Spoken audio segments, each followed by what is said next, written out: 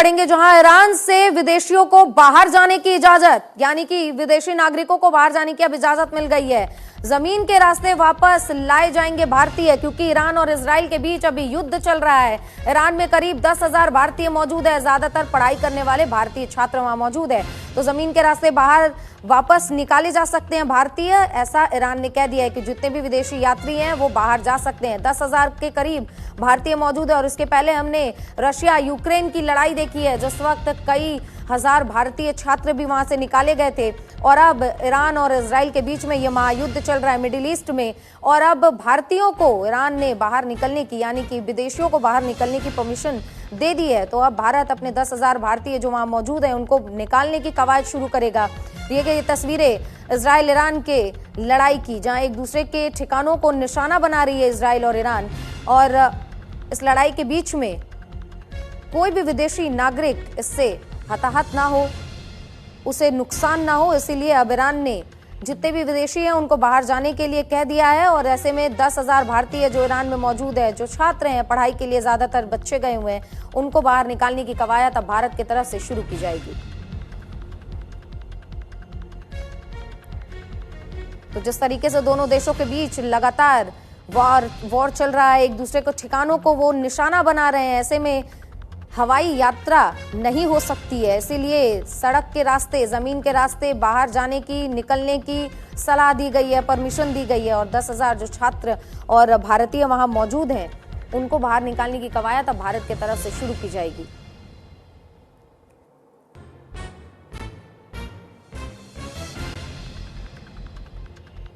तो ये तस्वीरें जो आप देख रहे हैं, किस तरीके से एक दूसरे के ठिकानों को निशाना बनाता हुआ नजर आ रहा है इजराइल और ईरान।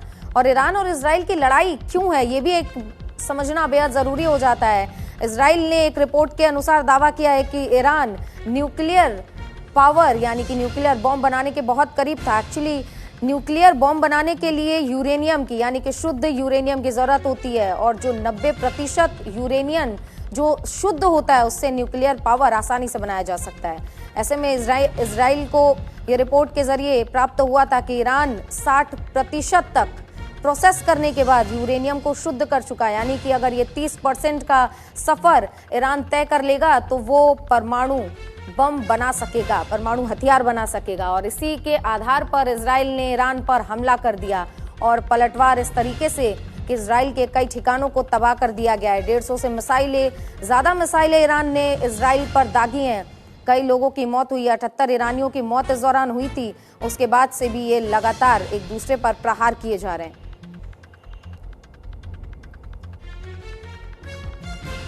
इसी बीच अमेरिका के डोनाल्ड ट्रंप ने कह दिया है कि अमेरिका इजराइल के साथ हमेशा खड़ा रहेगा। तो इस युद्ध में विदेशी प्रतिक्रियाएं भी सामने आने लगी हैं। अमेरिका ने साफ तौर पर स्पष्ट रूप से इजराइल के साथ देने का वादा किया है। तो ये तस्वीरें देखिए किस तरीके से दोनों देश एक दूसरे को निशाना बना रहे हैं।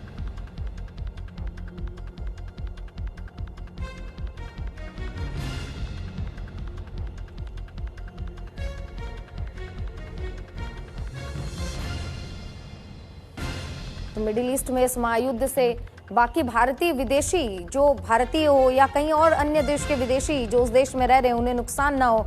ऐसे में ईरान ने अब ये फैसला लिया है कि सभी को बाहर जाने के लिए इजाजत दे दी गई है, सभी को बाहर जाने के लिए कह दिया गया है।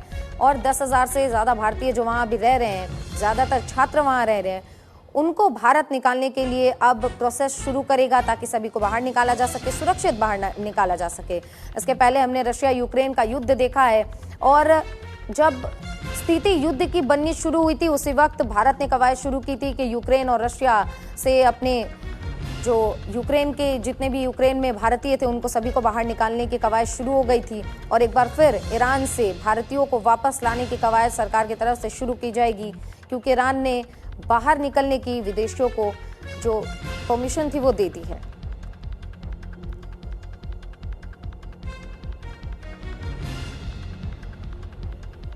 तो तस्वीरें देखिए किस तरीके से अफरा तफरी मची हुई है ईरान में, इजराइल में, क्योंकि दोनों एक दूसरे पर प्रहार करने से पीछे नहीं हट रहे, और जिसका खामियाजा आम लोगों को भुगतना पड़ रही है। देखिए मिसाइल, ये जो मिसाइलें हैं वो दागी जा रही हैं ईरान इजराइल पर, और इजराइल ईरान पर। ऐसे ही मिसाइलें दाग रहा है। वहीं ईरान ने 150 से ज्यादा मिसाइलें दागी, जिसके वजह से इजराइल में अफरा तफरी मची हुई है, हड़कंप मचा हुआ है।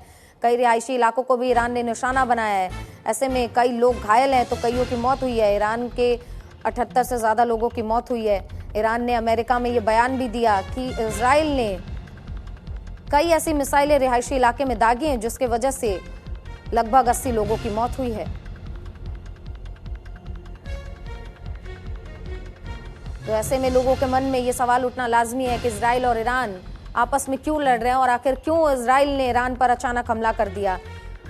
तो सारा मामला परमाणु हथियार को लेकर है, क्योंकि परमाणु बम बनाने में यूरेनियम जैसे धातु का इस्तेमाल होता है, जो 90% तक शुद्ध होता है, तभी परमाणु हथियार बनाए जा सकते हैं, बम बनाए जा सकते हैं। और इजराइल को पता चला खुफिया सूत्रों के अनुसार कि ईरान अब ये परमाणु हथियार बनाने के बेहद करीब है, यानी कि 90% की शुद्धि में 60% तक ईरान पहुंच चुका था।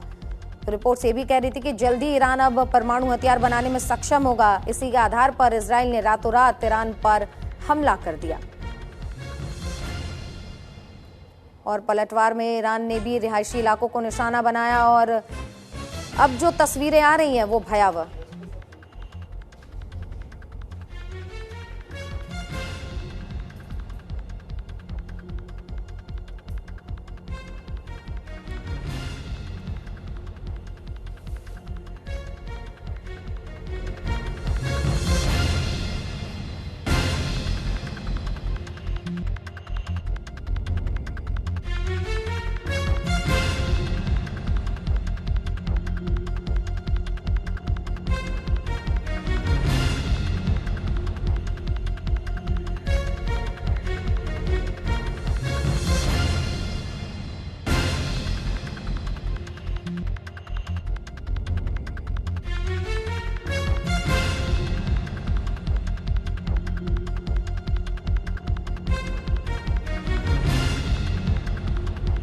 सकते हैं जिस तरीके से एक दूसरे पर ये दोनों देश मिसाइलें दाग रहे हैं, रिहायशी इलाकों को निशाना बना रहे हैं, ऐसे में वहां के लोग काफी दहशत में।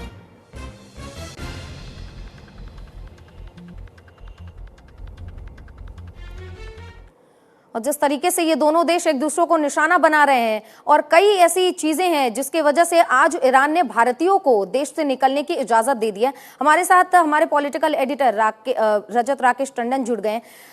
रजत, जिस तरीके से ये चीजें निकलकर अब सामने आ रही है और भारतीयों को और बाकी विदेशियों को ईरान से निकलने की परमिशन दे दी गई है, भारत अब किस तरीके से अपने लोगों को बाहर निकालने के लिए कवायद शुरू करेगा?